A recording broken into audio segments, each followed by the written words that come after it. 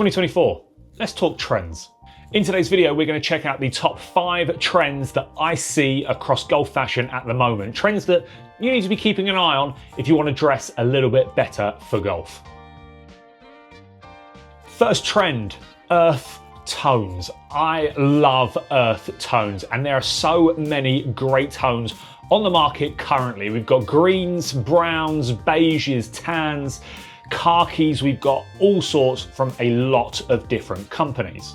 Puma and Quiet Golf Club did a great job with using earth tones as part of their collaboration. J. Lindeberg have an incredible oil green colorway for this season. Castore have a lovely clay colorway, as well as new on the market Sunday Red and their shadow and bronze colorways. Earthy tones, I just think they look good, they look classy, and we're seeing more and more of it in 2024. Trend number 2, prints, and bold prints at that. We're seeing so many prints on the market now. Grayson, Puma, JL, even Nike getting in on the act with some pretty bold prints. We're seeing big, bold designs that admittedly, it's not for everyone, but we're seeing a lot of brands go in this direction. And it's not only for shirts, it's for mid layers as well. Traditionally in the past, yes, we've seen patterns, we've seen prints on shirts before. This is nothing new, but we don't normally see it on mid layers. Normally mid layers are kind of reserved for the more muted colorways, the nice colorways, and not so loud in their designs. But we're certainly seeing it more so now in 2024. So do look for the prints to stay around, and I think they're going to stay pretty much on trend into next year.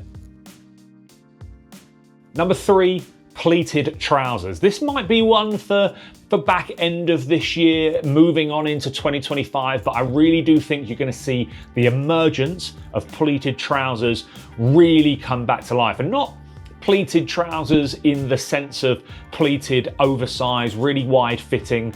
That's been a bit of a trend that's emerged over the last couple of years, but you're going to start to see them in some slimmer legs, some more fitted. You're also going to see them in some more technical fabrics as well, not just the sort of the cottony style, the more chino style. I think you're going to see it in those performance fabrics, which I think is a great addition. The pleated trouser is such a smart look, and to be able to get that in a more technical, breathable, stretchy fabric, I think is going to be huge. Uniqlo are doing it great at the moment with the emergence of the Adam Scott stuff, and I think a lot of brands are going to take note of that and start to bring more into the marketplace, certainly back into this year, into 2025 as well.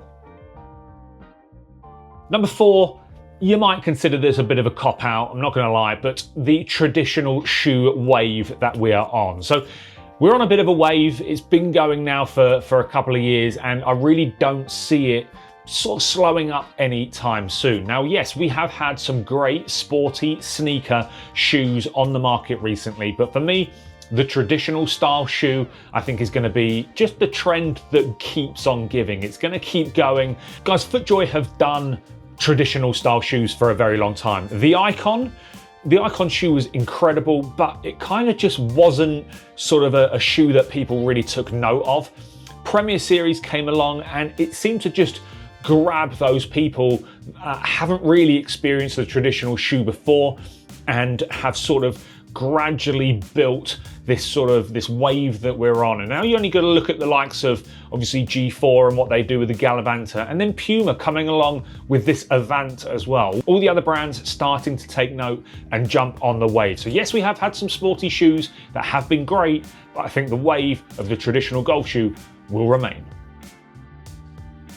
Last but not least, number 5, and to be fair, I probably should have had this a little bit earlier in the video.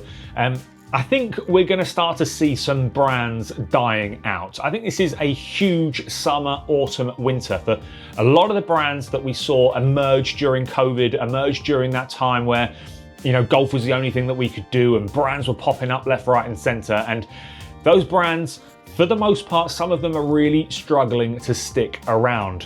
The marketplace is flooded. There are so many great brands, great products, quality products that you can purchase nowadays. So it's really difficult for brands to really stand out in amongst, I want to call it clutter, because it's not clutter. It's just there's great stuff all over the market at the moment. And so yes, it's difficult for a brand to stick out. So do support the brands that you love, because if they're a new brand, they might start to struggle over the coming years with the fact that golf is going to slowly start to shrink again. It really is, and I hope it doesn't. I hope I'm wrong. I could be wrong, but I really do think that all of the brands that sort of emerged over the last couple of years, I really do think it's a big time for them. So if you do like them, you like all these new brands that are coming up, do carry on supporting them, because you never know, the struggle is real and they may not last all that much longer. That's a pretty sad note to end on. But guys,